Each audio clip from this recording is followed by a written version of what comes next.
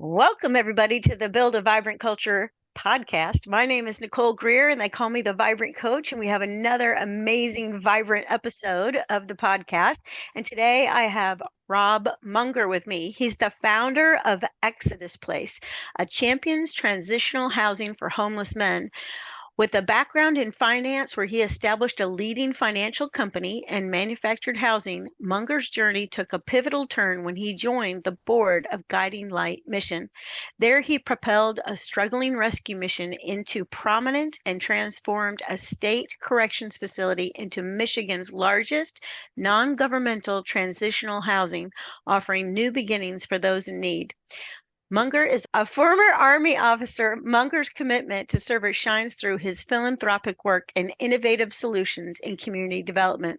His collaboration with the Salvation Army and Goodwill in a small town within American City has showcased an innovative approach to addressing homelessness, demonstrating the impactful change that results from combining compassion with action.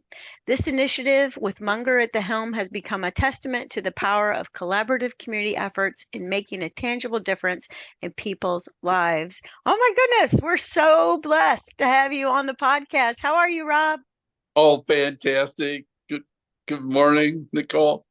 Yeah, I'm so great to have you here. So, I just love the work that you're doing. I have been traveling a ton, and there isn't a single city that I have been to where I haven't noticed that there is a homelessness problem. So, I'm so glad that you are on the job and on mission. What drew you to this in the first place? Well, it wasn't an original plan. Basically, I went from helping a homeless man. He said would work for food, got him a housing and put him to work in my company, my development company. And I thought I was doing the white knight. I was saving him, and how things change. And after I started talking to him and hearing his background, and he created this huge fundamental change in me on how I looked at people. And so Tim was actually put in my life to change me. And so that's what started it. I was never going to be involved with the kumbaya nonprofit world Yeah. because I like finance and military. Okay, well, it takes an amazing leader to run a finance company, to run a construction situation, and then also to run a homeless shelter. So, what's your definition of leadership? Walk your walk. I see as a leader, I have to follow the plan to bring the corporate culture to life in the organization. It's nobody else's responsibility. The most responsibility as a leader is the leaders. That's my job. Now I can enroll other people. That's what a good leader does. But I have to set that good corporate culture to achieve the goals that I want to what I want to meet and where I can help people, because it always comes down to helping people. Because if you don't have people, you're not either helping them, you're not selling to them, you're not servicing them. So it's always the people. So that good leadership really just exudes the example of a good corporate culture and getting them the training that they need. Yeah, that's fantastic. I couldn't agree more. I think the leader has to set the tone. They have to decide what they want the culture to be like. And I'm kind of hearing you say it's all about people and getting them trained and helping them increase their own capacity to do good things in this world. Right. I'm sorry. I'm very passionate. I spoke at a city council meeting last night.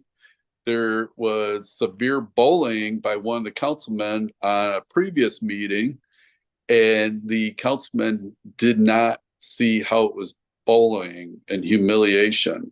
And so I Mm, was speak there, and it really puts a microscope on good corporate, behavior and respect to, oh, this is a cancer. And it's not that the person's a bad person. They just need the training so that they can accomplish what that person really wants. He just is going about the wrong way to get what he wants. Yeah, and I think a lot of times what I would call that is like a blind spot. Many times people don't, like you said, have never been trained. They don't know another strategy, another tactic. So they think that like forcing bullying is going to get the job done, and it's like it takes another leader to say, "Hey, I've got a technique, a strategy, something that might work a little bit better for you." So I think that's important. I think that leaders have to have intentionality around their skills, and that's what Mm, you're talking about. What do you think are some of the most important skills of successful leaders? humility. How's that?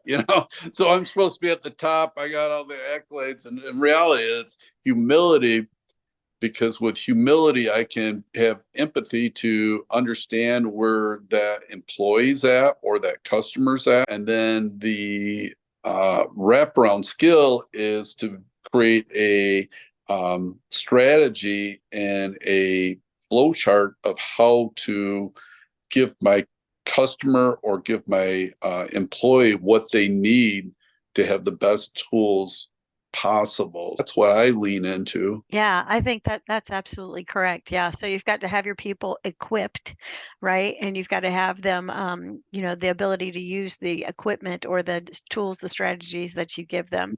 Yeah. And so I love your story about how you tried to be the white knight and it turned out that it flipped the other way and that Tim became your leader.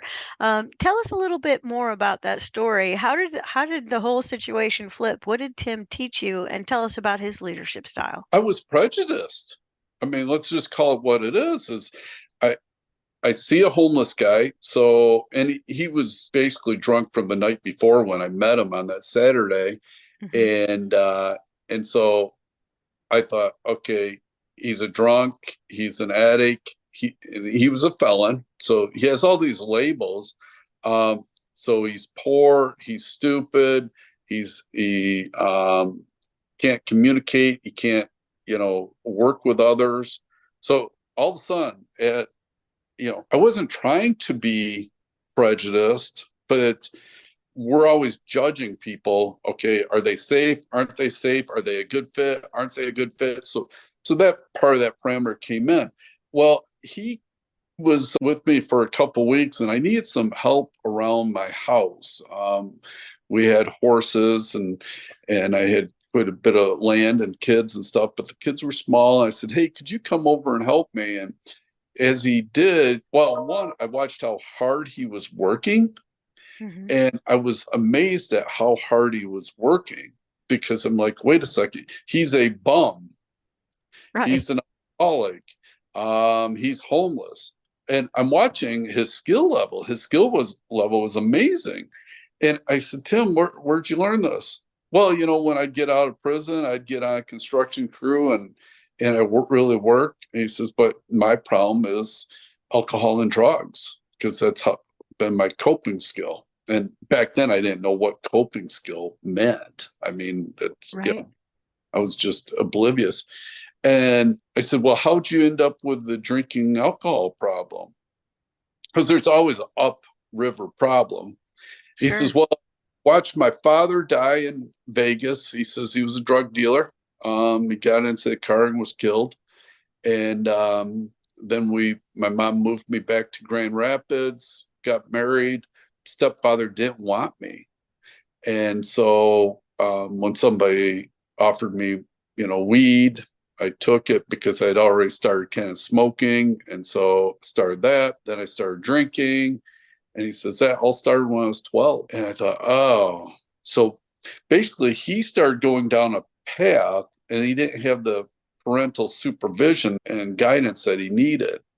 And so that's where it opened up to me. And I'm sure a lot of listeners, and like for me, oh, I had it so bad. You don't understand. My parents got divorced. I got 4 grades in school. I can explain away all of how bad it was for me in life, but the reality is we all have tough challenges. Sure. But then I saw really what tough challenges looked like. I'm like, oh, wait a second. My mom and dad didn't buy me a brand new car at 16. That was not a tough challenge. um, you know, and so, as you get older, you start realizing, oh, geez, I had it really, really well. So Yes. Tim, that's what Tim did to me was it reframed my parameters of the way I saw myself. Even though I was successful, you kind of successful people so many times don't see them as successful. They see them as that kid that didn't do well in school or sports or was the nerd that nobody wanted to sit at the table with at lunchtime. But you grow up and you still have these emotional feelings. And so getting people in your life that will adjust that always helps. Yeah, yeah, throw you out of your comfort zone, the old comfort zone, as they say. Yeah, so it Yep. sounds like Tim kind of held up a mirror for you to see what a great start you actually did have. And a lot of times, Rob, I do tons of leadership development. I'm in rooms with groups of leaders all the time, and and they do have a complaint about people. They're like, why does this person think this way? Why does this person behave this way? And I love what you just said. Everybody write this down. He said there's always an upriver problem. Did I get that right? Upriver? You're right. Amen.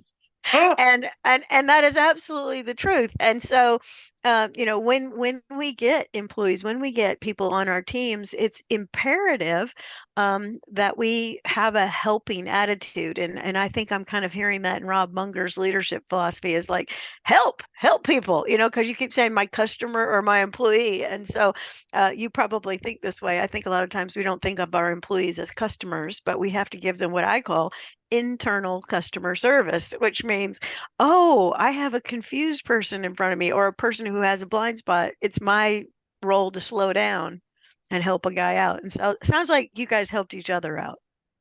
oh, definitely. Definitely. Just a beautiful relationship. Yeah. So you had this one experience. How did you get all the way to taking a old Michigan State Penitentiary and turning it into a facility for fellas to get the help they need? How did all that happen? Well, the crazy ride was is Tim started drinking after about 8 weeks of working with me. And Uh-oh. really a real estate development company is a relatively small organization. You control a fair amount of assets with a more of a executive team. And so I didn't have an HR department. And I said, hey, Tim, this doesn't work. So I connected him with a rescue mission, which was Guiding Light Mission. Hmm. He called me 2 days later, says, hey, they said I need a mentor. I said, hey, that's a great idea. Didn't realize he was going to ask me to be his mentor. Not, Phase yeah, two, Rob. not very intuitive on my part. I tell people, I said, hey, I'm not the sharpest tool in the shed. Fortunately, I'm pretty good at finding really sharp people to be around me. And so I end up mentoring them. The board of Guiding Light asked me to be on the board about 5 times, turned them down all 5 times until they invited me to a luncheon. There's a testimony of a young man that had come through their alcohol and drug rehab program. His parents were school teachers. My mom was a school teacher. And because of this guy's story, I became a board member, ended up taking the lead for their long-term strategic plan at the executive level. Never knew that they were in financial trouble until after about 6 months, it was disclosed they were in financial trouble. Oh, The mission had been around for quite some time, so I didn't, and they said they didn't have a mortgage. Well, they did have a huge line of credit. So the executive director resigns. I figured, hey, I've done my 2 things, took care of Tim. Tim's already on the street again, drinking and drugging. The mission's going to end up probably having to get sold because I suggest just selling it because there's another mission in town. I'm hopping in my truck to go out in the country and where I'm more comfortable. And 3 board members came up and said, hey, you know who should run this place? No idea. Well, you're truly. number three. This is the Yeah, third phase. it's just, I was like, I didn't see it coming. So I ended up taking it on. Within 3 weeks, it was all set to close. We didn't have money for payroll, utilities, and then had my resignation letter all set. And as I'm getting ready to push send, the bookkeeper comes in and she goes, hey, I just went to the appeal box. We got a certified letter or overnight letter, and we got $38,000. Oh my goodness. Can you And tell us who sent that or why? Or is it just a well, little God wink or a it was God nod or what is that? that was back in 2008, so I don't have a memory good enough to say who did it. One was a foundation, and one was just a big donor that heard we had a need. Oh, that's So, fantastic. My mentor calls that mailbox money. oh, it's exactly.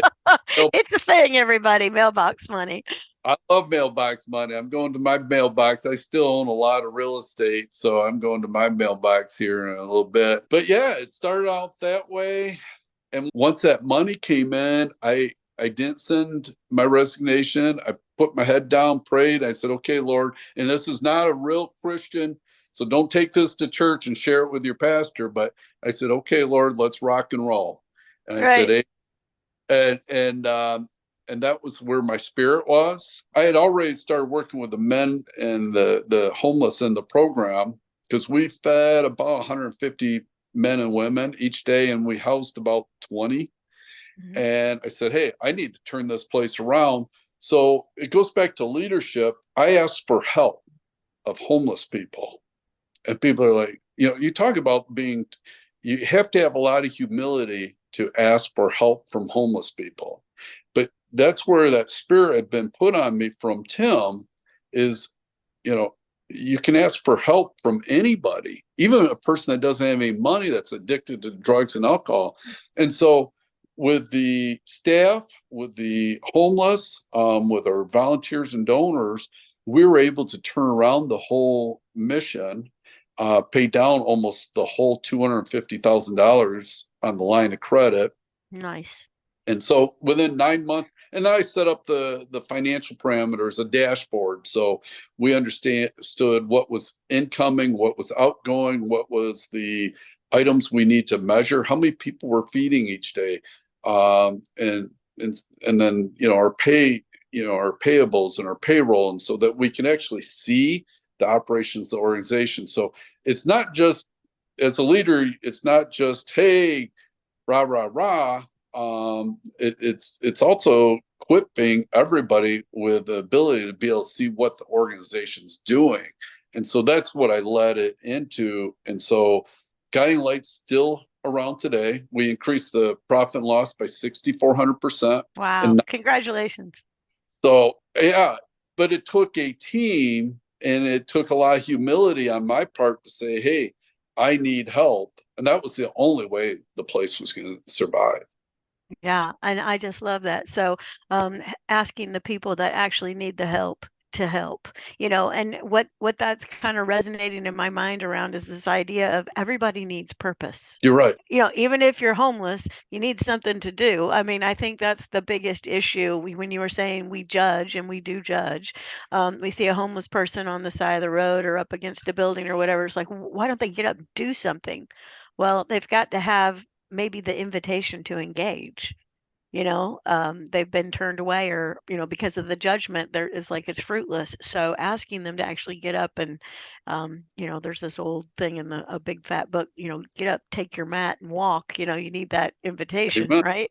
Yeah, that's good stuff. Yeah, we were just recently, my whole family, we were down in Argentina, and we were in Buenos Aires. And I don't have you ever been there before, Rob? No. Oh my Oh, gosh, it's crazy. It's bigger than New York City. It's 15 million people. And so, we saw like little teeny tiny people on mattresses and stuff. And so, really, really heartbreaking stuff, and you think, well, why doesn't this daddy get up and work? Well, he's got to let somebody let him work, and so I think purpose, mission, and, I think work is really a gift, having oh, work to do. it is. Yeah. And just like as a leader, if you see the janitor cleaning like a bathroom, a toilet, or a urinal, to show that person respect and the humility, and to acknowledge that they're doing it. Yeah. I've watched leaders belittle people like that. In fact, in my staff, I go, "Okay, well, if you're judging that person, tell you what, I'm going to fire them so you can do that job." Right. And they go, And you don't want to do that. Yeah. It's hilarious because when I say I'm going to fire him, I pause, and that manager will say, "Well, good." I go, "Great. Now that I know that you're going to be doing it, I'll know it's done right." And all of a sudden, the humility of that person starts to change, and the compassion towards the person. They're not an object cleaning the bathroom; they are a person. And like you said, seeing people on the streets and having that compassion and empathy for that person, and then you give them that purpose. And I have people at Exodus. I mean, mentally and emotional IQ are very low. And so if I can give them a task that they can handle, we have Joe, and I love Joe. He came to us. He had tried killing himself. He had been, Bless him. in a apartment, very capable, but he has a low IQ and a low EQ. But he stuffs all of our envelopes. He organizes a few guys to do it too, and he does the best job ever. And he now really has a purpose in life. He hasn't been back to our mental health facility in over a year. He hasn't been in an ambulance in over a year because he has purpose. Those are my really small things that I love doing. I mean, the leadership things, spreadsheets, dashboards are all great. Speaking here is great, but when you can make a difference in somebody's life like that has been minimized, I tell you what, that's a cherished moment. Yeah, yeah. So everybody listening, I don't want you to miss two things. I want to go back to the thing where he said, the organization was probably run with love and compassion, but not with any kind of business acumen. Doesn't sound like. So, Correct. one thing, no matter what we're doing, we need to have business acumen and we have to face the facts about how things work. Like, the income comes in and the expenses go out, and then you've got some money left over, and then maybe you have, like you said, a capital expenditure, a mortgage, a piece of equipment, whatever. And then you have this thing called, cash flow. And so this is absolutely essential that we understand that. And I think a lot of times people get into leadership, but they don't see the fact that I got to really figure out how stuff works, like what levers to pull and, what KPIs to put on my dashboard. And I think that's essential. So you've got to have business acumen to run any kind of organization. And I think what you were saying about everybody could see it. One of my favorite concepts in business acumen is open book management. So not only can people see where the money's going, but they can see, how many, like you said, how many we're feeding, what's going on with that. So leaders, you've got to be doing the business acumen thing. Absolutely. I love it. You're preaching to the choir on that one. Yeah. And then the second thing I think too is, is having respect for each other. And so I think sometimes too, based on how we were raised, like how Tim was raised, and how some of the other gentlemen inside of your organization that are staying with you at the facility, we're all raised differently and we got told things and we think they're true. And so we have to absolutely undo people's thinking and help them help them move ahead. But I love that. Now, moving ahead. Speaking of moving ahead, Robb, you wrote a book, and I have it right here in my hot little hands. Everybody, do you see this? It's called Momentum: Getting One's Momentum Back. So many of you that listen to the show are leadership junkies, and you've probably read John Maxwell's stuff. And so one of his favorite concepts is momentum as well. Will you talk a little bit about your book, Momentum? Yeah, the funny thing is that I wrote that a couple years, probably a year before I even got involved with Tim. Uh, Okay. and what was happening was my real estate development company was doing, I would say, very well. I developed a couple thousand residential lots and then had commercial office buildings and stuff. And I was early 40s at that age. My finance company, we financed mobile home dealers, and they had gone pretty much nationally. We weren't in all 50 states, but and it was a fluke thing. But I watched the momentum carry all of my companies and my investments. And then I kept getting requests to meet with people, and eventually it was like, um, what I was charging per hour was too high for a lot of people. and so I was doing things for free because it's feeling sorry for them, because here I'm Right. making money, and that's, I'm not all business.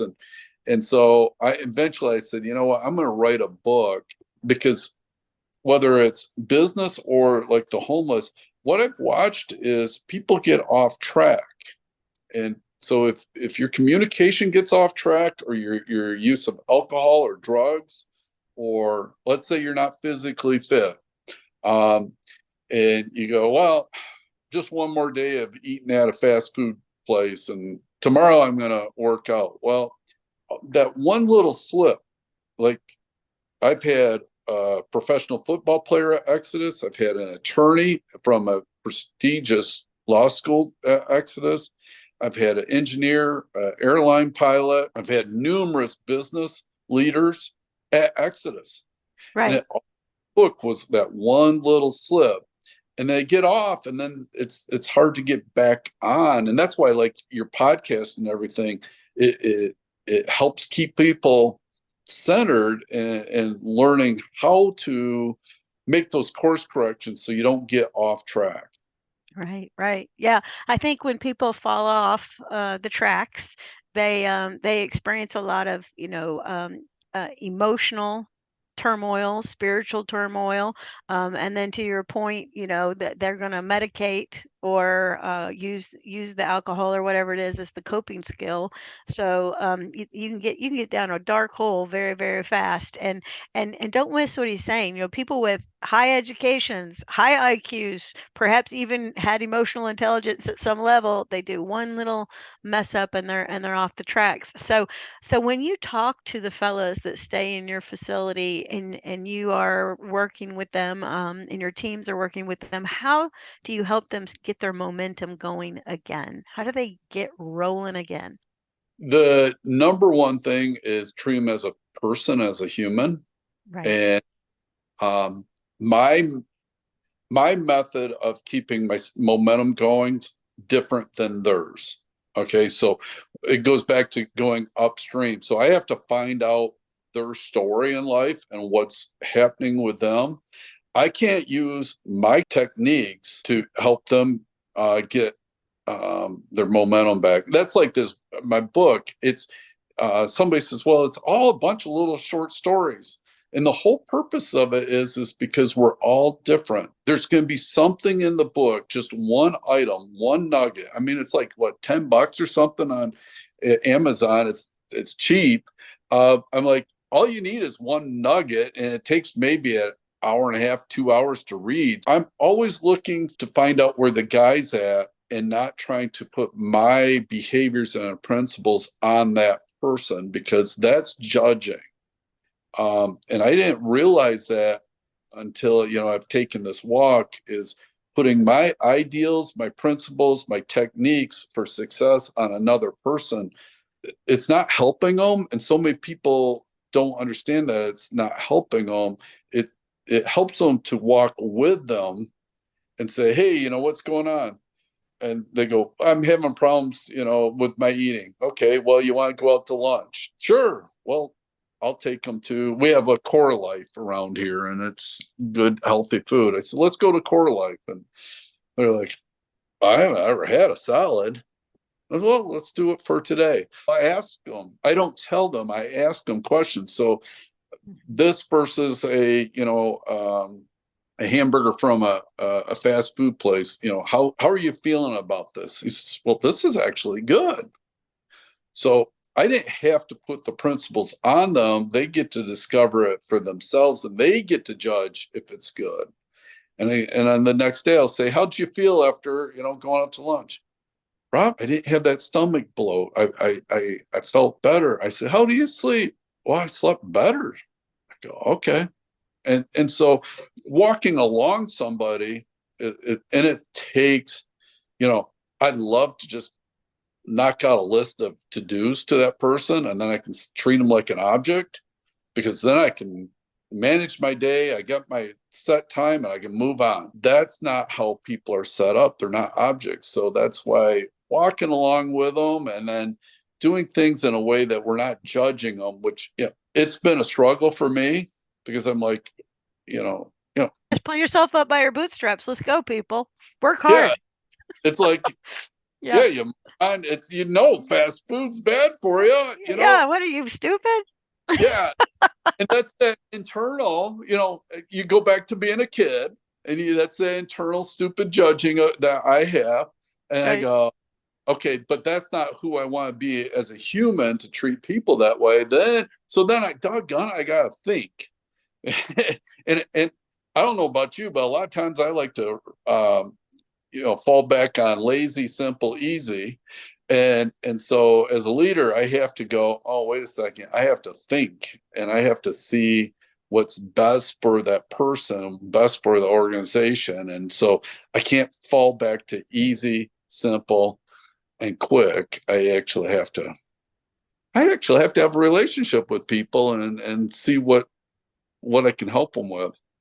Yeah, yeah, and I love what you're saying we have to stop and think, and I think the thing we need to think about is what would be everybody who's listened to the podcast knows I'm a big fan of coaching, and what we learn in coaching is to ask a really good question that gets the other person thinking. It's Ah, like you have to think very, very hard about how to get the other person thinking, and so that they discover it for themselves. Robb Munger says. I love I that. love, you're going to have me clapping here. Uh, they're fantastic. Well, Mhm. I mentor some younger people, and I'll say that's a stupid question, and they go, "Well, my parents said there's never a stupid question." I said, asking me permission to go to the bathroom as a grown adult is a stupid question. Yes, I it is. I go, what I make, per hour on a revenue basis, to ask a question of somebody like me, if you can go to the bathroom, is an absolutely stupid question. Or can I get a bottle of water? And the refrigerators in our conference room, and you've got it before. That's a stupid question.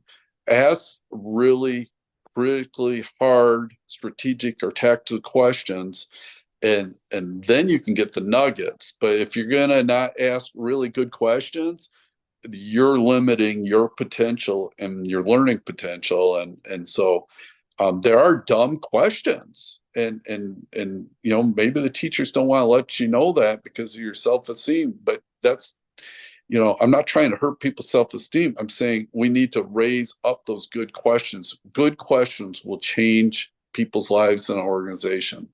Yeah, absolutely. Yeah, and I think maybe the kids that are asking that or the young people that are asking that, like I'm 58. I call everybody a kid. I got to stop it. So I'll ask all these young people, may I go to the bathroom or whatever. I mean, maybe they just had really good parents that taught them manners. I don't know, but you're an adult now, so take care of yourself. All right. So you have one chapter in the book. It's chapter 3. So I just want to do one of these little things in here.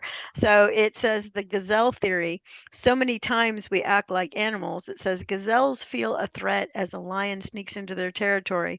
This disturbance initiates the herd to move in a new direction, which sometimes causes a stampede. In most cases, the threat is very real, but not for the entire herd. As the lion assesses the herd, he ultimately focuses only on one gazelle. Still, as one of the lookout gazelles issues a warning to the entire herd, they move with anticipation and velocity. This example is similar to what's going on in our world. The movement is called the herd theory. All right, so talk a little bit about the gazelle theory. I'd like for you to kind of bloom that out a little bit for us. um Give you an example.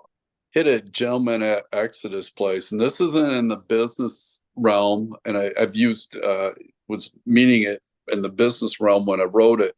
But I hit a gentleman, and this guy's 320 pounds and just a beast of a man. Um, Yeah, Nicer than nice, okay, but he was a gangbanger at Exodus Place. Guy comes up to him, and because he was used to being in a gang, okay, so he had a gang mentality, which is like a herd. And the mentality is, we beat up, hurt, and you can't. be disrespected or anything. And so this little guy mouths off to him. He's probably 155 pounds. Right. And Anthony goes berserk. He's going to just beat him. And I go, no, you can't beat him. You just got out of prison. Okay, I'm here to keep you out of prison. And he goes, no, my brothers and everything, we have to do this. And mentally he was in this hurt. Okay. And so the herd mentality was controlling his behavior still. And I said, Anthony, you can't do it. You will go back to jail. Then they're going to take you to prison. And eventually I was finally able to calm him down. And this guy could have broke me like a twig, you know? I mean 500 pounds it just massive fella. But I saw the good in him. So I brought him back to their classroom. I said, hey, what's going on? And we went upstream and started talking about it. And he goes, well, I want to hurt people before they hurt me. And I said, Anthony, the guy's 155 pounds. Right. I said, I lift, I'm physical. You're going to beat me up. I mean, are you really that scared? Let's put it right together. And so that herd theory, because that gang theory was getting him into such a mental hostage position, he was staying with the herd. And so I said, where you at? He goes, Robb, I got picked on as a kid, and the gang, my brothers, they protected me. And so he was still a little child. Yeah, in this big giant body. Yeah, and that's where that herd, and like, let's just say, when I wrote the book, it was in reference to having a lot of money, and then also all of a sudden there's scarcity in the business economy. economy, and then I met with some wealthy people, and they started having that scarcity, and I go, wait a second. How's your business doing? How's your real estate doing? How's your personal net worth doing? Well, great. But you got to understand. Right. There's a housing problem. Right. The finance thing. It's all upside down. Yeah. And I predominantly work with just men when I'm consulting, but, and they're like, but this is where it's going. And I said, but look at your dashboard. Where's it going? And that's like, if you're in that herd and you think you're going to go there, well, that herd can take you over the cliff, because all of a sudden you start freezing up and making stupid choices. Then all of a sudden you become one of the weakest gazelles, and you get picked off. And so the objective is to be able to step outside of the herd, think for yourself, whether it's financial, like I said last night, bullying, is to step out, hey, this is not a healthy business or government climate. Just because this is the direction people want to go, that doesn't make it right. And so we always have to be looking at, okay, where are we at really in the situation? And we don't have to follow the herd. Yeah, I love that. And at the end of the chapter, you say, when evaluating your own circumstances, slow down, discover your passion, focus on it, get intentional, and then add some velocity or momentum toward achieving it. And then with the steps of intentional velocity, you can respond quicker to the ever changing situation, economy, gang situation, whatever soup you're in, right? Okay, Yep. everybody. This is Robb Munger's book, Momentum, full of little stories and concepts like the herd mentality. What did you want to say? Well, one of my big things, I work with people, they'll get pretty cranked up, or with children, I'll say, slow down and relax. Because, we all get in those, I don't know about you, maybe I'm the only one, but I get those days where I have one too many things on my agenda. Let's say my schedule's laid out, and then all of a sudden there's a couple extras, and the anxiety gets going, and I have to say, nope, I got to slow down and relax. and not get sucked in, because I need to have that good, clear vision of what's actually going on, not what I'm perceiving to go on. Yeah, absolutely. Yeah, but and what I'm also hearing you say is this whole thing about the herd mentality is this is a very old fashioned, it's sometimes considered like a religious word, but like we need some time for discernment. Amen. So it's not like, we need to problem solve, be a critical thinker right now. It's not this, oh, energy, it's more like, let's just sit here a minute and like you said a little while back in our conversation, let's think about things. Hold on. So I Yep, think that's really important. That's a huge leadership skill is just to stop and think. exactly. Well, I we all like to go to react and task, because those are the two lowest denominators on a scale where you got investor, strategic, tactical, task, and react. And Mhm. so when you're busy, you want to do a task or react to avoid the tactile thing or the strategic item. And so as humans, we do that because it's an easy button, and but it doesn't really get us to where we want to be. Yeah, yeah. And I think oftentimes that react and that task is something that's we shouldn't be doing. Nope. The well, I It's a teach. distraction, it's a time waster, it's some ego trip we're on. I don't know. Well, I explained to my guys at Exodus, because um, Exodus was created after I left Guiding Light, because Guiding Light didn't want to take on this project, and I took it on myself with four homeless guys. Mhm. And so I'm always teaching my managers and stuff, and I explain reacting to my managers, because we got a lot of guys with PTSD, ADHD, and everything else. There's a lot of reacting at our facility, and so I'm always having to teach the managers. Managers are in the tactical task. I said the reacting is the guy when we're driving our truck up to pick up a donation. The reactor is the one in the passenger seat that when we stop, we say, hey, it's time to get out. Okay. They aren't planning anything. They're being completely directed in a reactive manner.